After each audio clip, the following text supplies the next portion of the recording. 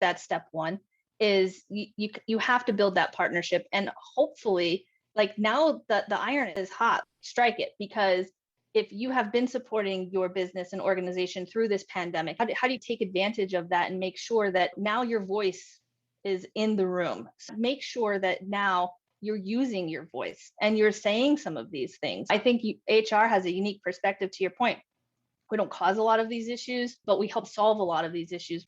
Don't conduct your analysis in isolation, because data is so incredibly powerful. Not defending just the tribe, but defending the organization. Those creative people that you really want to keep empowered, keep excited, keep motivated, keep thinking. A good experience pays dividends down the line. Stereotypes tend to break down in proximity. Welcome to We're Only Human, a podcast about human resources, business, technology, and the workplace. My name is Ben Eubanks, your host, and I'm so glad you're here.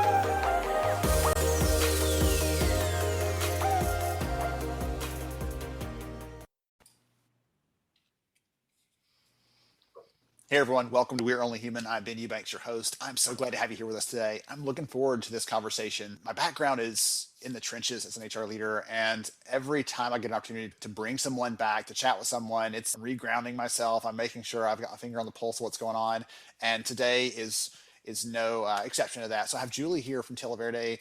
She's the HR leader over there. We're going to talk about some of the things they're doing, how they're approaching the world, some of her perspectives on things, and so I'm just really excited to have her here. Julie, welcome to the show. Thank you so much. Glad to be here. Yes, ma'am. Absolutely. So for the audience's benefits, would you take a second and tell us a little about who you are and what you do, please? Sure, absolutely. So I am Julie Salomone, and I am the Vice President of Human Resources and do head the HR function at Televerde. I have been here for about 2.5 years already. So joined Televerde back in January of 2019 and have really gone through a whole digital transformation, changes, the pandemic. And before that, I have definitely worked in HR. I've actually worked in HR my entire career. I don't think very many people say that, but I went directly from college into HR. I knew what I wanted to do. And so I have pretty much done everything in HR, from recruiting to HR data entry to everything. So just super excited to have a conversation about what's happening in HR and where we're going. Julie, I know that Televerde has a unique kind of operating structure. You have employees around the world doing different roles, things like that, but you also have some employees that are, we'll say, non-traditional, right? Will you talk about that structure a little bit? Because I'd love to hear, for the audience to hear how the company's structured and how you're using this unique approach to talent to really enable you to meet your customers' goals and also to serve the workforce in a different kind of way. Yeah, 100%. I think one of the most fascinating things about Televerde is that a portion of our workforce are incarcerated women. And so we have about 400 women who are incarcerated that work for us in a number of different positions. They do sales and lead generation, all the way up to technical expertise roles within our IT department. We have people who work on the marketing team for Televerde, the communications team, the operations team. They manage campaigns for our clients, and that's worldwide. And the majority of the women are in Goodyear, Arizona, but we also have a lot of women in Indiana. And then we just opened a engagement center, is where they work from, in a Manchester, England prison, Her Majesty's Prison style. So it's our first opportunity to bring our business model over to the United Kingdom. So there's only 8 women working in that location, but we've got that up and running. And then we also just recently started to open and expand another opportunity in Homestead, Florida, working with the Florida Department of Corrections. So it's a great opportunity. And I think it's where my passion comes from with investing in people and investing in employees, because there's just only so many ways that you can reward people with those monetary things. And so how do you reward people? We grow skills, we grow your development, your opportunities. And when we work with the women who are incarcerated, it's our opportunity to really give them the tools that they need and give them self-esteem, give them things that they never thought that they were going to be able to do. There's so much talent in the prison system because there's so many different types of people in the prisons. And giving these women the opportunity, they come to us, they have to go through, they have to apply, they come to us because they want to change their life. And so we want to give them that opportunity and help support them through that. And at the same time, they learn skills and they help our organization, at which then helps our clients. So it's really fascinating It also, though, they're considered to be employees of Televerde. So they participate in all of our programs, and we consider them when we consider how do we retain our workforce and population. There are actually opportunities in prisons. So the women have choices, and we want to make sure that we remain an employer of choice and that we're giving back to them as much as they're giving to us. Thank you for sharing that. One of the things that I come back to consistently, because it's easy to forget in the hustle and bustle of the work we do, right? It's a treadmill of finding talent. It's always how do we make sure and keep them? How do we connect with them and stay engaged and everything else? But it's easy to forget that behind every single employee is a person, is a life, is a family, is someone's hopes and dreams. And so there's so many things wrapped together there, and it's easy to forget that because we're focused on the nuts and bolts. And there's a lot of very tactical parts of the HR role. So thank you so much for bringing those pieces into the conversation. Yeah, for sure.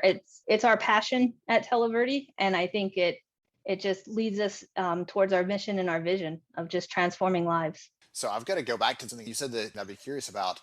I was one of those people too, that I got a degree in HR and went straight into it, straight out of college, because I knew I wanted to be in HR even as a kid. I just didn't know what it was called yet. Why in the world did you pick HR of this vast universe of possibilities for careers?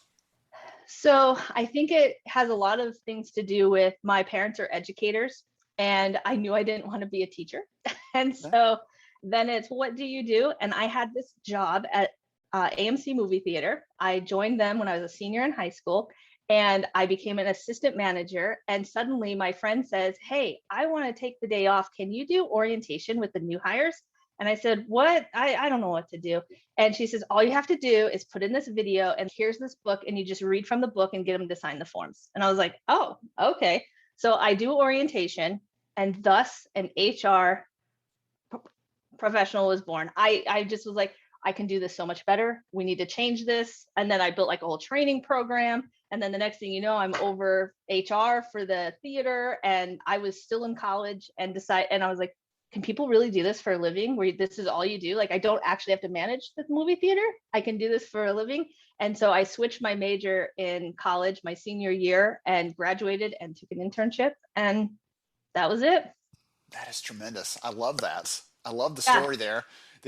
What's funny is I tell people often who are trying to get into the space, do HR where you are. That's my always my advice, because they're like, I can't get that job. How do I get it with that experience? Get some experience wherever you are. And that's a great example of that. Yeah. I did something almost exactly the same, by the way. I was cataloging engineering drawings, which makes my eyes want to bleed just saying that out loud. And it was just the most mind-numbing job. But they said, hey, we've got a new person coming in. And the way they trained them was 4 or 5 days sitting in a classroom, just throwing stuff at them. I'm like, hey, can I come alongside and be their buddy and help them out and guide them and point them to the resources that have been helpful for me? And over time, I started getting into that training side, and it just excited me enough to want to do the HR stuff. So that's so fun to hear that you took that path. And I'll have to point back to, hey, don't take my word for it. Julie said it. She's the one that says dive in that way. So that's great. Exactly. I give people the same, and I say internships for sure. If you want to start, be willing to do an internship. Try something. You never know. Yes. All too often it's, hey, I want to go get my master's degree in HR, and they haven't worked a day in it yet. And I'm always like, slow down, find out if you like it before you invest even more time and money, and you can't get those things back. So make sure you like it before you go any deeper into that space. So, definitely. Okay, thank you for obliging me on that little side piece. Oh, no problem. I love the career stuff, and that doesn't come up often enough to be able to really focus on it. So I'll have to make sure and use that in a separate capacity too. All right, let's talk a little bit about some of the big picture things today. Again, you're in charge of HR. You're thinking about all the things that are keeping you up at night, probably keeping your leaders up at night. And one of the things I tell everybody, it's kind of funny when an HR thing makes it to the news. It's big because usually we're on our little bubble over here. And so everybody's talking about the Great Resignation, employees leaving, and it's becoming a conversation that is happening even in circles outside of HR. Why do you think that's happening now? I think I've pondered this because when I first heard Great Resignation, I was like, okay, good, a name, because it's definitely happening. And I think it's a culmination of just a worldwide shift in how employees are relating to and with their employer. And I think that, to be honest, it is a little bit of a civil protest to express pent up frustrations, either with fears or challenges that they face, what's been happening with your employer in your employment situation. I think that it's pent up, obviously, given the pandemic and things along those lines. But I do think that and then I think in the US, it's definitely amplified because of a lot of the social issues that we've been facing. And so I think it's just this culmination and this great coming together of almost a perfect storm within organizations. And I think that I want to say I'm not surprised. I wish it wasn't like this. It's one of those things that I go back and as I was preparing and thinking, what am I going to tell Ben? I was looking, I'm like, gosh, we've been talking about this since at least like September of last year, 2020, when we thought we were going to go back to the office and we thought we were going to be able to, resolve all of this by the end of the year. And on my notes and challenges and things, it says the workforce is going to leave because they and so how are we going to keep people here and what are we going to do? And I think that it's just this culminating event. And it's worldwide, I think, because of the pandemic. But I definitely in the US, it's something I've been watching as I move through my HR career and work in different industries and with different companies. Resignations are not new news. They've been happening.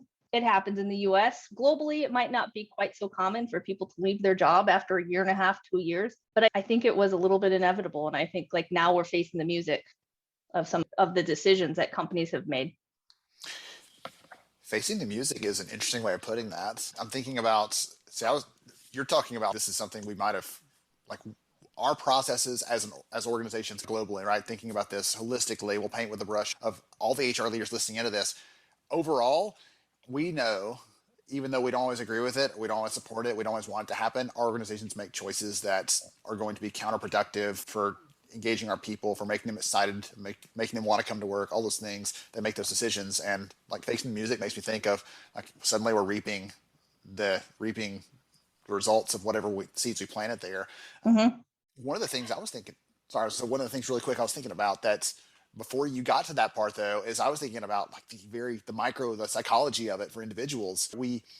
When things are uncertain or we're not sure what's going on, like we cling to the only things that we have that we're sure. And again, in the last year, if you've had a job, just hang on to it because we don't know what's going to happen. Mm-hmm. And now that we feel more certain about what the future holds, day to day, that might change. We feel more certain. Suddenly it's, okay, now I can let go of that thing and pick something else. I don't feel attached to that or chained to that anymore. Yeah, no, I think I talk to people, obviously I talk a lot to employees that are leaving, and I talk to my family, my friends, my network of other HR professionals. And I think if a company has ever said to someone, you're lucky you have a job, which I think got said a lot during the pandemic, you just wrote your own story. You just wrote because I would agree. Probably in 2020, a lot of us were very lucky to have jobs and that it was a very volatile situation. But that's not something you say. And that's not how you act with employees. And that's not how you treat people. And I think like that's where human resources really has come a long way. I think with the pandemic, human resources, I have this meme I always refer back to. I've shared it with my team a million times. I don't know if you've seen it, but it's these two little kids and they're in a grocery store. And there's one little kid crouched on the floor and there's another one standing on its back trying to reach like the candy on the shelf. And and the kid standing on the back is all companies in 2020. And the kid crouched down on the bottom is human resources. So I think that we have made decisions as companies. These are the results of some of the decisions. And it's true no matter what it is. You make good decisions and good things happen. You make decisions with the information and what you have, and maybe good things happen, maybe bad things happen. It's part of the risk of running an organization, and it's part of what is your strategy? How do you want to approach these challenges and what's happening? But I think that some companies may have lost sight of the fact that, you know what? Yeah, we were lucky to have a job. We were all lucky to be healthy. We were lucky to be able to log into the internet every day and that we had an infrastructure and all these other things. But you don't say that. Like that's the bottom of what Maslow's hierarchy of needs is. You're like, yes, I get it, but I remember that, and somebody's going to remember it. And now it's 2021. Things are starting to hopefully die down a little bit with regards to the pandemic. There are a lot more choices out there. Every place I go, I see a now hiring sign. And people are like, you're lucky I'm still here, employer. And it's responding to that. And how do we set that up? Because I do think we can curb that. There's a lot of things that we can do as organizations, as leaders, as human resources to stop that mentality. And I think a lot of it is addressing it with leadership, making sure our leaders aren't saying things like, you're lucky you have a job, so just do it, or you should be happy because of this or whatnot. I've talked a lot about displaying of empathy, and that's not how you display empathy. You're lucky you have a job. It's hey, I understand, like, this is a really tough situation, and how do you talk to your employees about what their fears are, what their concerns are? A lot of organizations have changed. They don't look the same as they did in March of 2020. So what does that mean? How do you express that to your team members? How do you communicate that? How do you make sure that they understand and how they're coming along the journey so that they don't feel like they're forgotten, or I have to go somewhere else to get, these things that I want?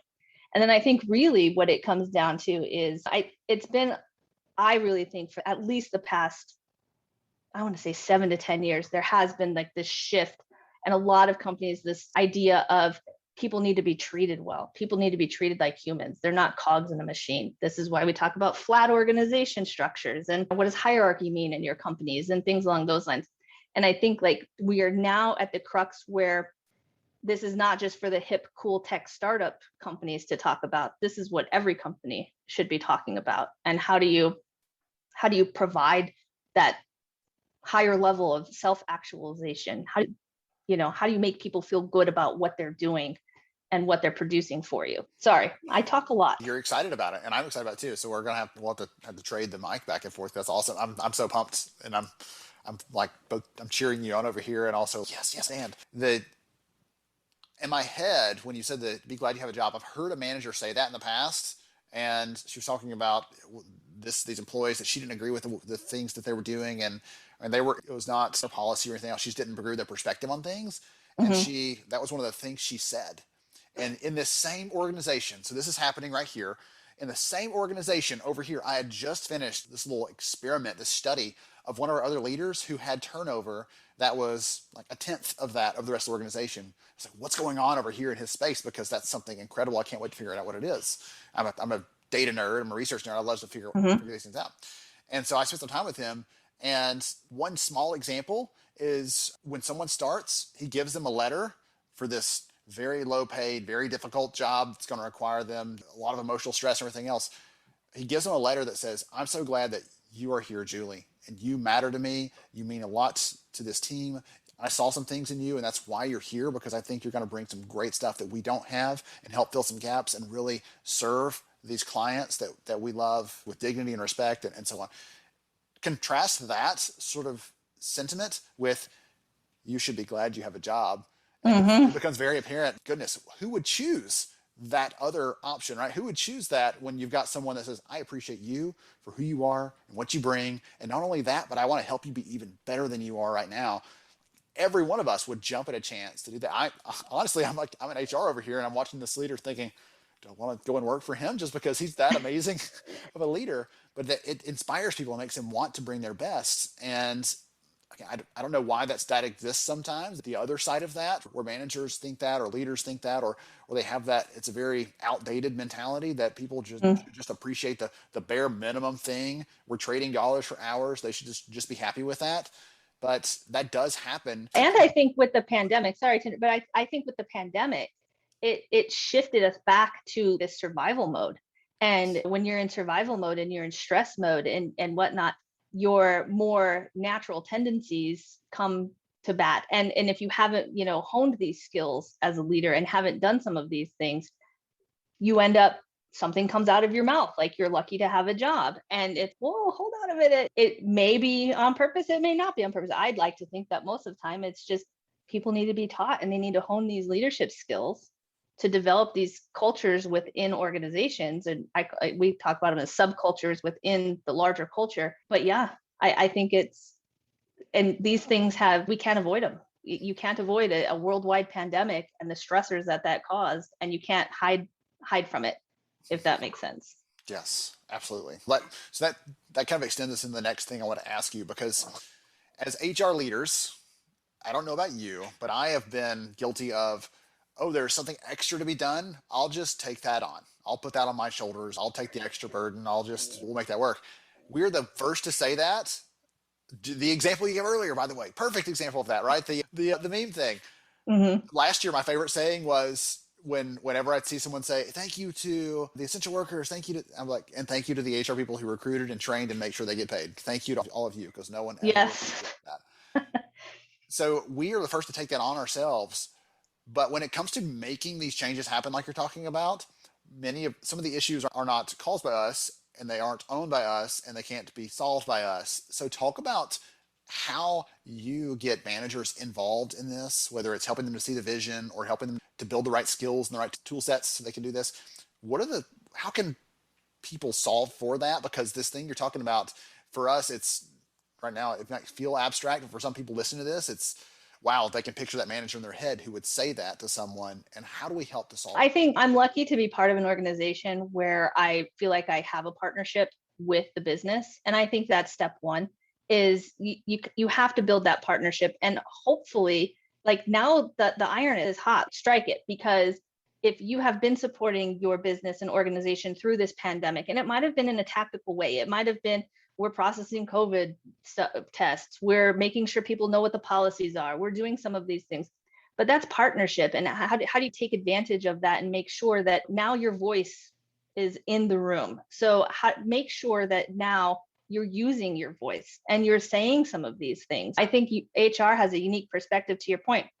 We don't cause a lot of these issues, but we help solve a lot of these issues. Why? Because we have the ability to look at the entire organization across all levels, all departments, all roles, and have the ability to sit in a room and say, CEO, C-suite team, leaders of teams, this is what I'm seeing. And I have a direct connection and a direct voice of the people. And I'm here to tell you what I think needs to happen. And I think that it's developing a strategy and a plan that is based with the person in mind. It's getting the teams to invest in the employees. And investment is, yes, obviously monetarily, people want. Not a lot of people are working for free. Some people do. We need to invest monetarily and things along those lines. But it is, how do we as an organization invest in our employees? And I think it's training. I think it's development. I think it is sitting down. And to your point, you have to use data. And because when you're talking to an operations person and you're like, they feel that only goes so far with some of the leadership, is where's the hard data? And to your point, I can see your team has 25% more turnover than another team. Let's talk about why that's happening. Guess what? I talked to a couple of people that were leaving your organization. Here's what they were telling me. Here's how do you think we can solve these things and get them involved and helping to come up with their own solutions? A lot of time, maybe they don't even realize, oh my gosh, I have 25% more turnover. Whoa, that's not good. I don't like that idea. Because I don't think any leader or even team member, anybody starts off with, gosh, I really hope I suck at this. It's I want to do well. So give them the tools to do that. And as HR, I think we own the tools, or we have the quivers, and we know when to use them. And I think, like, we need to not be afraid to tell people, you need to use your tools. You need to do this, or this is not working well. And just sitting back and watching it happen, I think, is a disservice, not only to the organization, but to the HR industry. That's why I'm not willing to throw up my hands and be like, yep, great resignation. Okay, they're going to leave. No, we need to stop this, because that's not okay. And I'm glad you brought it back around to that at the end there, because one of the things that comes up pretty regularly in the research and in conversations, people don't leave, organizations leave managers. So that's been a long-standing kind of thing people believe. There's all kinds of data to back that up. There's a study that I love to cite from a couple years ago. This is, when you look at all the stuff that we can do as HR leaders, all the arrows in our quiver, to use your metaphor, right? All the levers we can pull, as my metaphor, all these things we can impact, from benefits to comp to the training pieces, all these things, that accounts for statistically about 30 to 40% of someone's satisfaction on the job. 70% of that depends on their relationship with their leader and how well they lead them, how well they care for them, how much they pay attention to them and support what they want to be and what they want to do. So I love that you're bringing that into this leadership component to it and making sure we're enabling our managers, because for those out there that think, I can do this myself if I just work hard enough, if I just buy enough tools, if I just pour enough time into this, or if I get enough people on my team. Like, those things are never going to solve this if someone doesn't have the right tools as the manager and they're not sure. And as even some of the examples you gave, like, they might not even know how they compare relative to others. All those things help us to tell a better story and to really enable them to connect with their people. Because at the end of the day, like, Great Resignation, HR is going to report the data. We're going to tell you what happens after it's done. But before it happens, we have the chance, as you're pointing out here, Julie, we have the chance to say, we don't have to just assume this is going to happen to us. That can happen to them. But here's how we're going to face it. Here's how we're going to plan for that. Here's how we're going to challenge that as a leadership team, locked arm in arm, not that's an HR problem. Good luck solving that one, Julie. Figure that out and let us know how it goes. We shouldn't be facing it that way. And some people, again, might feel that way organizationally, but you bring in the data, you bring this together, bring this to life for them, then they're gonna buy in. They're going to have a conversation and allow you to play your role as an enabler of performance for the company. Yeah, and even if you feel like maybe my leadership team is not 100% on board, does that stop you from going to these managers or going to employees? And we're conducting stay interviews. We're having conversations with people. People are choosing to leave, but you're not. Why? You seem really happy in your role. You seem really happy with what's going on organizationally. And how do we emulate that for other people and make sure that other people have the same experience? And you're not going to be able to solve it all, right? I mean, people will always leave jobs. It's what happens. But I think the other thing too is what we focused on a lot at Televerde is career pathing, opportunities to advance and to move forward so that you don't feel stuck. You're not just lucky to have a job. You want to build your skill set. We're going to teach you skills. We're going to give you opportunities to try other things. And I think that goes a long way too. A lot of people are like, I just want a chance. I really want to try this. Can I try this? And we're a smaller organization, but we try to give as many opportunities as we can for people to, experience other things, to, even if maybe you can't go directly. We were talking about HR and how do I get started in HR?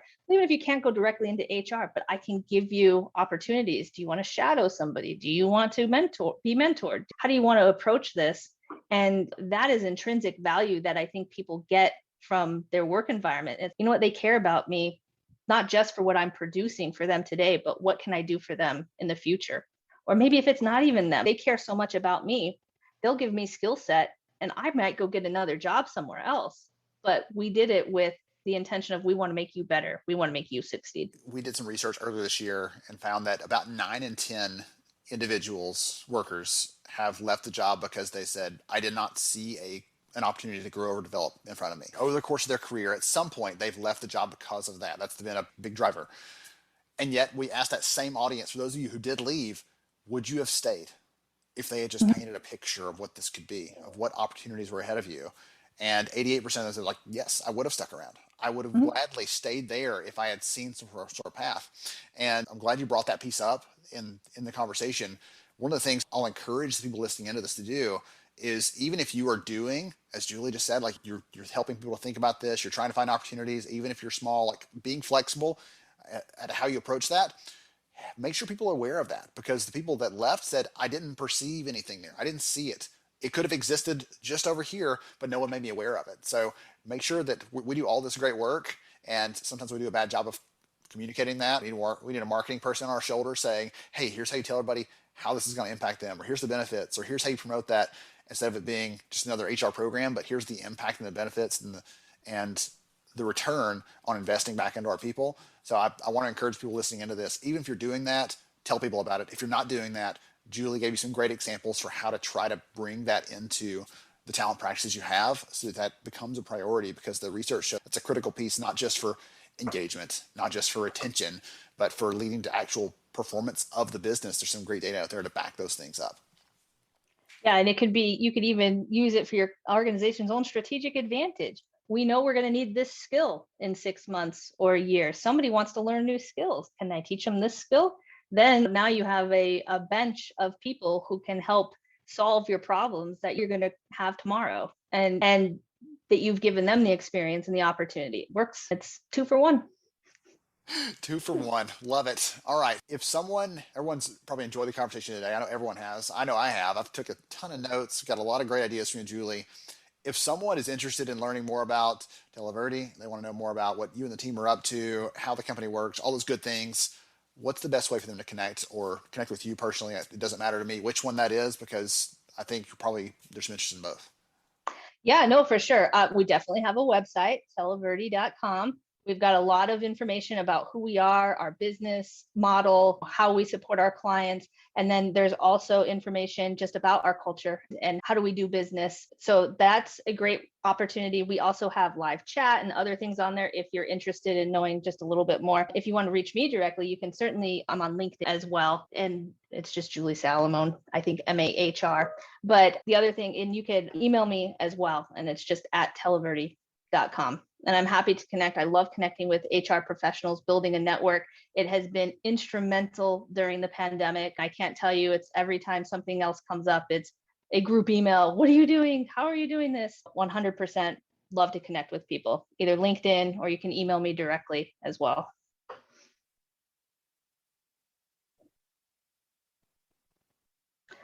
Whoops, I'm sorry, Ben, I can't quite hear you. Sorry about that. That's good. Thank you so much, Julie, for joining us today, for sharing your passion and your wisdom with us. And I'm so excited for the encouragement you're giving to the community, that we don't have to just take this laying down. We can stand up and stand together with the rest of the leaders in the business and tackle this stuff that's coming towards us. So I appreciate you for hanging out with us. No, thank you for having me. It's been fun.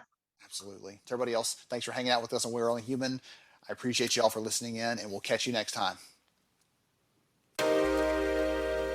Thank you so much for joining me on the show today. I'm honored to have you as a listener.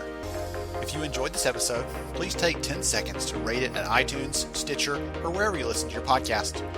Also, if you know a friend that could benefit from today's conversation, please pass it their way. After all, a rising tide lifts all ships. To see show notes, sponsor information, and our full show archives, visit onlyhumanshow.com.